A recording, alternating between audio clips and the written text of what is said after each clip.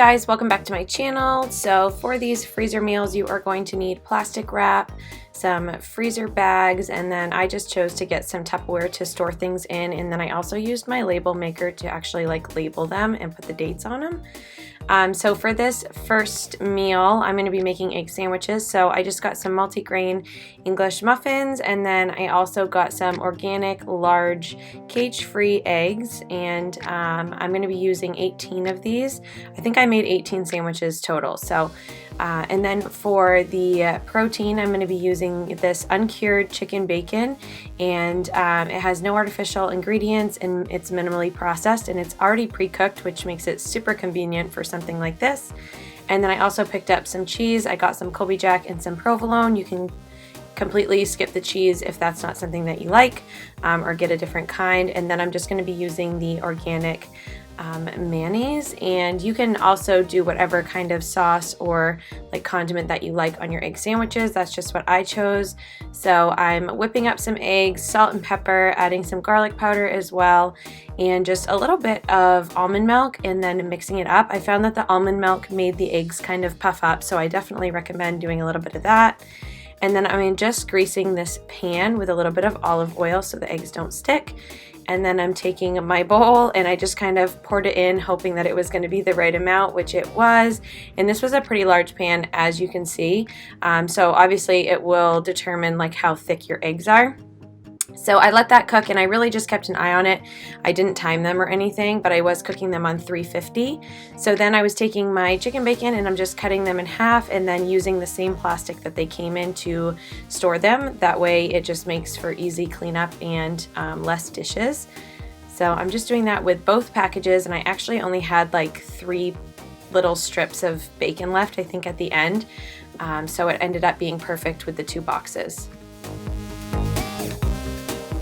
Then I'm taking a paper towel and laying that out so that it's easy cleanup once again.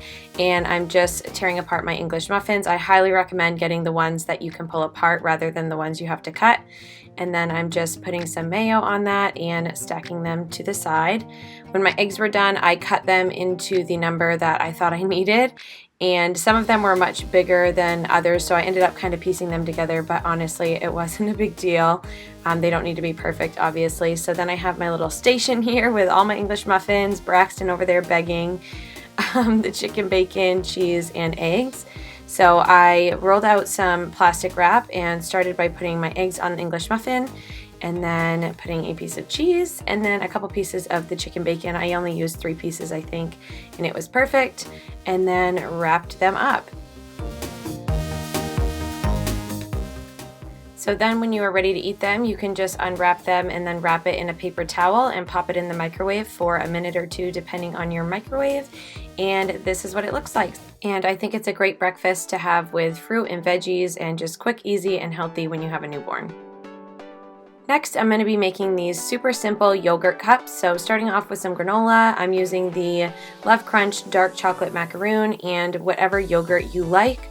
I probably would have used plain yogurt, but this is just what I had in the fridge. So instead of running to the store, I just used that.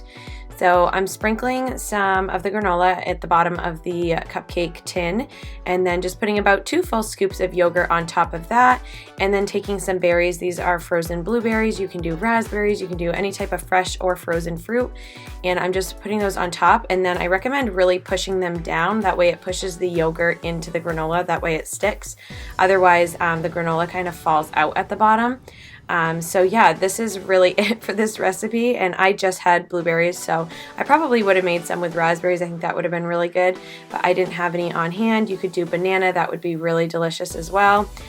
So I'm just continuing this, and I did a couple different flavors of yogurt and then popped them in the freezer.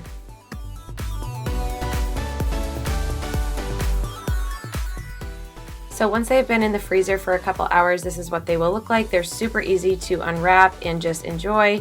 They're so good. Obviously, I'm trying to save mine and not eat them until the baby comes. So I'm just throwing them in freezer baggies and putting them in the freezer.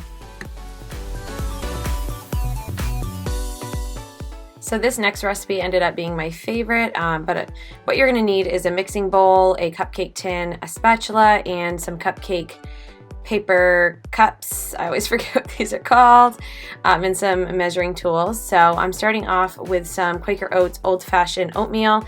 This is not the instant one, it's the old-fashioned, so make sure you get that kind. And this actually helps your milk supply too if you are going to be breastfeeding, so that's really great. And then I'm going to be using some whole wheat flour and just doing a half a cup of that. By the way, guys, all the ingredients and measurements and all that will be listed down below for you. So I'm just throwing that in. And then using some baking powder, I'm essentially just adding all of the dry ingredients and mixing them together. I also added some ground flaxseed and did a pretty hefty amount of that. I think I did like 2 tablespoons or something. And then also adding some pumpkin spice seasoning, pumpkin pie seasoning. I don't know what I'm trying to say. And some salt, and then I was mixing all of that together.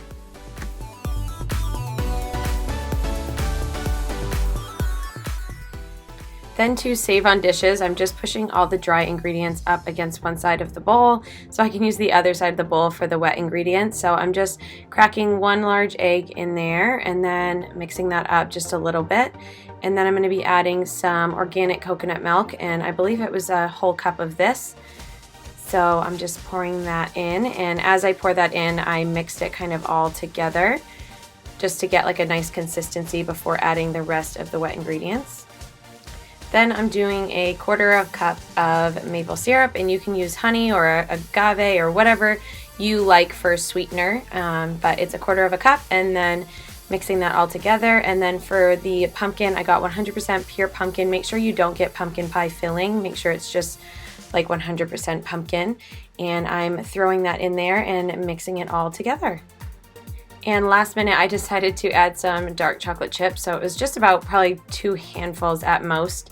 And I just kind of mixed that up. And then I separated out my cupcake tins and put them to the side so it would be really easy. And I just held them in my hand and took about 2 scoops of the muffin mix and plopped them in there. And then put the oven at 350 and cooked them for about 20 to 25 minutes until they looked like this.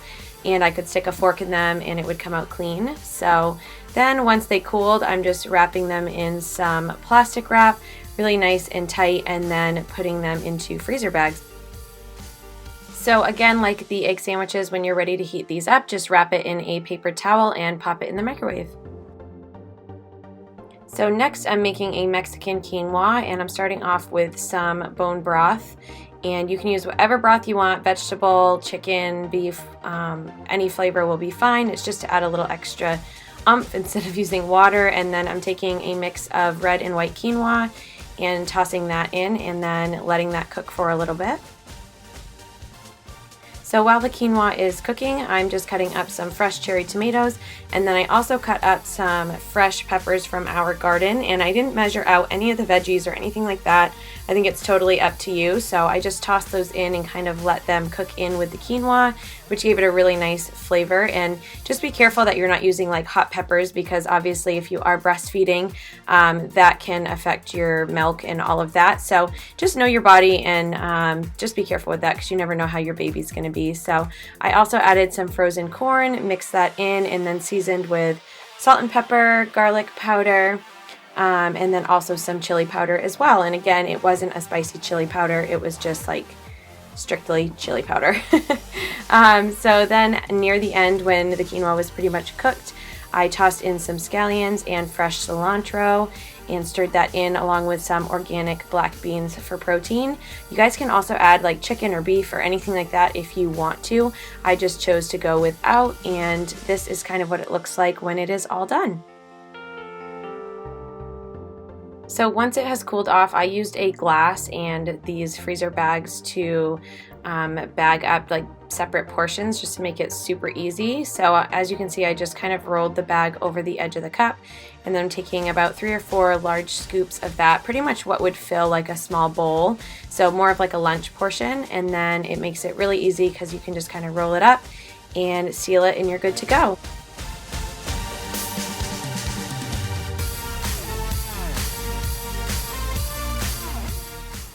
So that is absolutely it for today's video, guys. I really hope you enjoyed it, and if you did, please give it a thumbs up, subscribe if you haven't already, and for daily workouts, meals, outfits, and more, go ahead and follow me over on Instagram. I love you guys. Bye!